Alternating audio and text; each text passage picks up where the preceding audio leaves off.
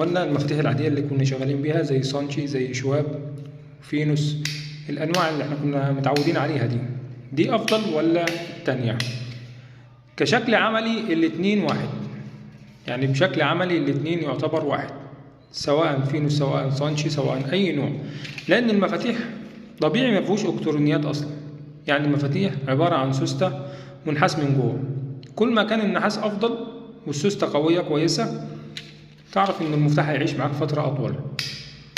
كل ما كانت النحاسة قليلة والحمل عليها أقوى، زي إنك تركب عليها حاجة تقيلة زي سخان زي ميكروويف، زي إنك تخلي المفتاح يدي فوق طاقته، ده مع الوقت هتلاقيه بيبوظ. أيا كان المفتاح اللي راكب لازم تركب كل حاجة لحاجتها. أما لو نجفة أو لمبة أو ليد أو سبوتات، أي نوع من الأنواع دي كلها مستوى واحد، العمر الافتراضي بتاعهم كلهم يعتبر واحد. ولو لاحظت هتلاقي كله بيدي نفس الضمان 25 سنة. طيب الشكل، بالنسبة للشكل ده أفضل طبعا بكتير، مع اتفاقنا كلنا إن الشكل ده أشيك بكتير جدا.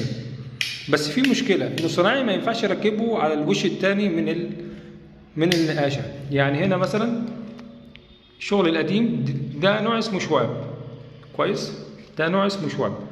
النوع ده ممكن يركب عادي في أي، يعني بعد تاني سكينة معجون أو أول سكينة أو حتى على المحار. إنما النوع ده بالذات لازم يركب في الآخر جدا، ودي مشكلة. ليه مشكلة؟ لأن الصناعي لما بيجي بيركب مثلا وليكن على البريزة دي، فبيضطر لو في حواف هنا بيشيلها، فحاجة زي كده مثلا لو الوش هناك اللي احنا قلنا عليه مثلا ما طبعش، اللي كان معانا دلوقتي ما طبعش على هنا، هتضطر بعد آخر وش من النقاشة إنك تجيبه مرة تانية. فده بيركب في أي وقت. أما عن الجديد ده اللي هو الشكل الحديث فلازم يركب كله بالوش بتاعه. يعني لو جيت تركب هنا شاسيهات مش هيركب معك، يعني الوش مش هيركب معك، لازم تشيل المفاتيح دي الأول وبعد كده تركب زي ده.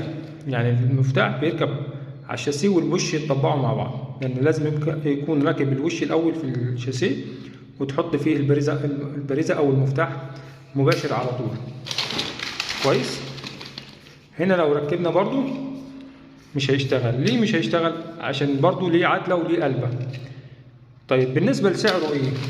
يعني عشان نبقى مع بعض، الفاتورة هنا مش متطرخة تقريبا، يعني احنا بنتكلم في 2026 في شهر 4.